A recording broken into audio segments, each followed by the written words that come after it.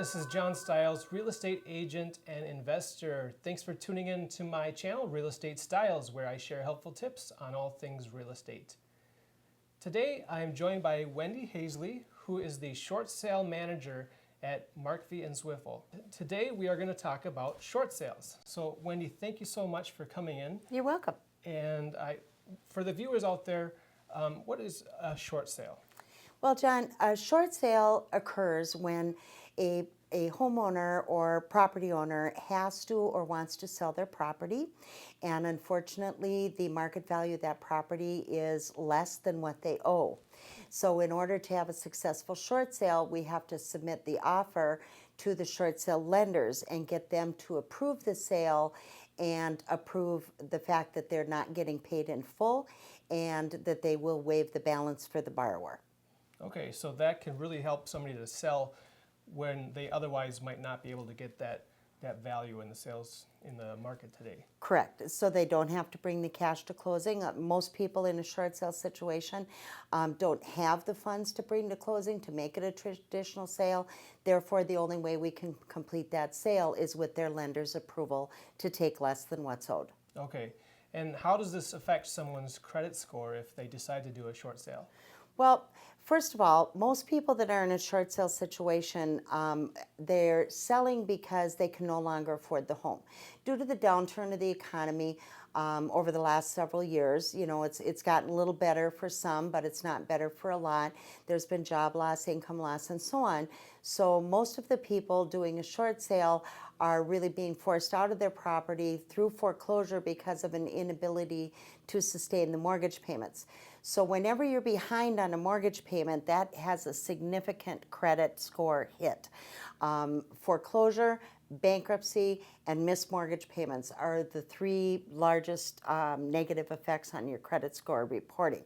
So the short sale itself, the conclusion and the successful closing of a short sale actually does not negatively affect the credit score. The credit score has already been damaged by the missing payments, but as soon as the short sale closes, that negative credit reporting stops and the people can start restoring their credit score immediately after the closing. Okay, well that's a great step forward then for a lot of people. What does the short sale process look like in a brief summary?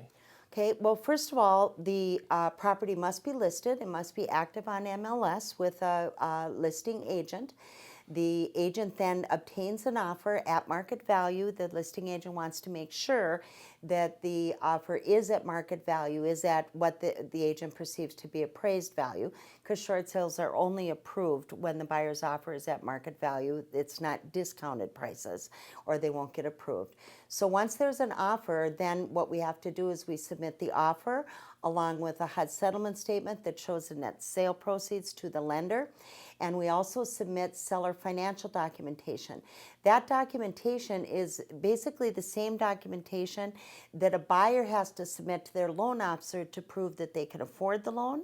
Now we submit the same financial documentation to the short sale lender to prove that, first of all, the seller can no longer afford the house payment due to loss of income or divorce or job relocation or death or disability of a borrower. Those are usually the biggest reasons why people have to do a short sale.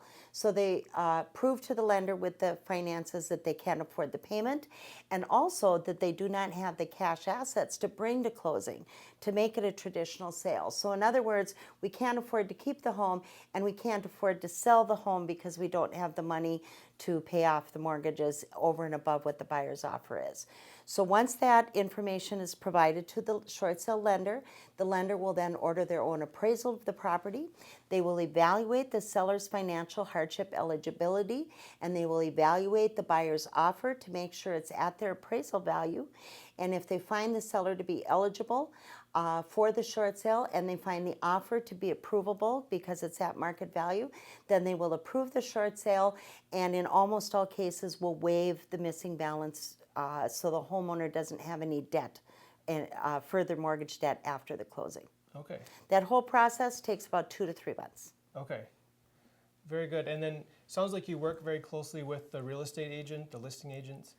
Yes, we do. We actually represent the homeowner.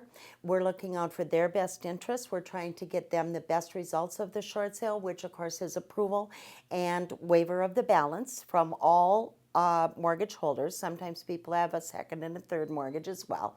So that's our goal. But we team up with the real estate agent. So the real estate agent represents the homeowner in the marketing of the property and the negotiations they offer with the buyer to make sure it's a good offer. Then they submit it to us, and then we kind of take the ball and run with it. Then it's our responsibility to get that offer approved through the lender with the best terms possible for the seller. So we're basically like partners with the real estate agent. And it's the real estate agent that usually meets the homeowner first and refers them to our office for legal representation. What homeowners need to realize is this is a very complex transaction, and it's involving satisfaction of the debt. So there's legal documents to sign, and we provide this service to the homeowners. They're given legal representation at the time that they need it the most and likely can afford it the least. So it's really a community service as well. Okay. Yeah, I know as a real estate agent myself, when we come across these type of situations, we like to give advice, but really we're not attorneys, and so we can't. So we really appreciate having a partner like you in the business. Correct.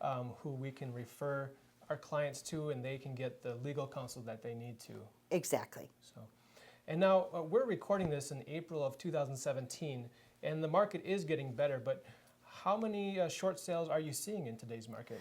Well, the worst, best for our business, but worst for the community, as far as the numbers of short sales, was back in 2011 to 2013. Okay. What's happened since that time is that two factors have significantly reduced the number of short sales necessary for homeowners or needed for homeowners.